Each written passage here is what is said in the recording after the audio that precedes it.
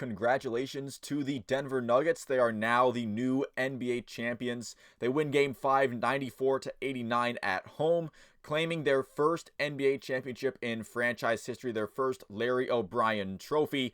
This was a convincing series for the Denver Nuggets, another notch in the legacy of Nikola Jokic as his legend continues to grow. This was a final series for the NBA that I wouldn't really have minded either team winning.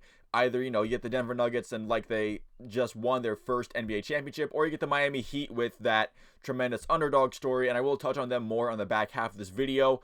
But again, this Denver Nuggets team definitely showed that they deserved this championship. They were convincingly the better team in this series. They really only looked vulnerable in maybe games 2 and in moments in game 5 where it looked like they might give some momentum back to Miami. But all in all, pretty convincing series from the Denver Nuggets. They were definitely the better team on the court for the vast majority of this series. Now, with this title win, I think Nikola Jokic definitely has future first ballot Hall of Famer in his locked in his sights at this point. He's definitely on that. He might be there if he retired today. He might be on that in that Hall of Fame already. He definitely has a career trajectory that just screams Hall of Fame guy. And his post-game celebration looks like he's just having another day at the office. It is insane.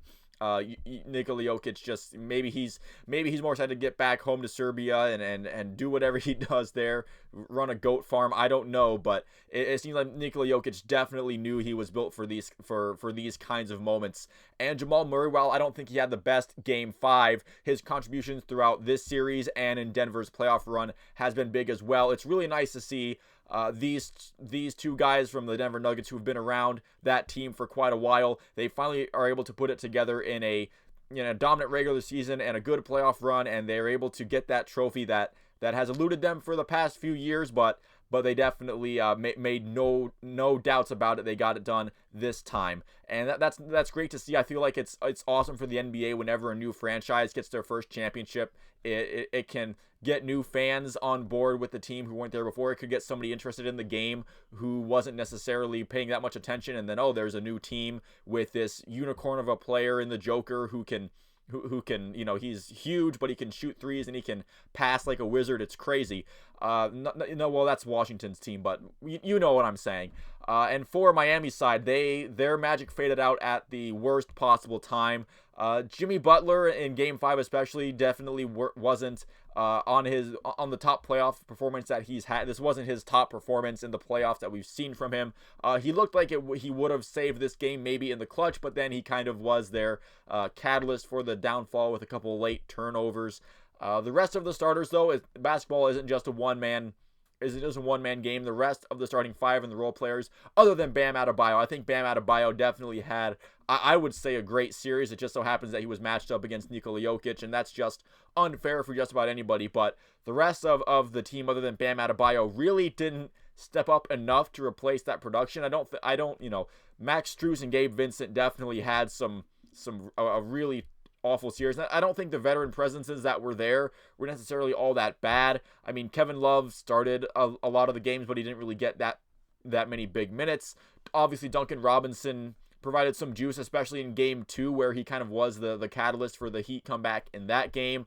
Kyle Lowry had some good contributions as well, but they didn't really do enough to replace the production of Jimmy Butler not being superhuman, and B, they didn't really do enough to keep up with what the Nuggets were consistently putting out. And I do feel like that's what honestly this series came down to, was that the Denver Nuggets had just their biggest and brightest stars shining the brightest, and role players stepped up when they had to. Aaron Gordon, who had a tremendous Game 4, had that I think he had a crazy block on Kyle Lowry in Game 5. That was definitely a momentum turner for sure.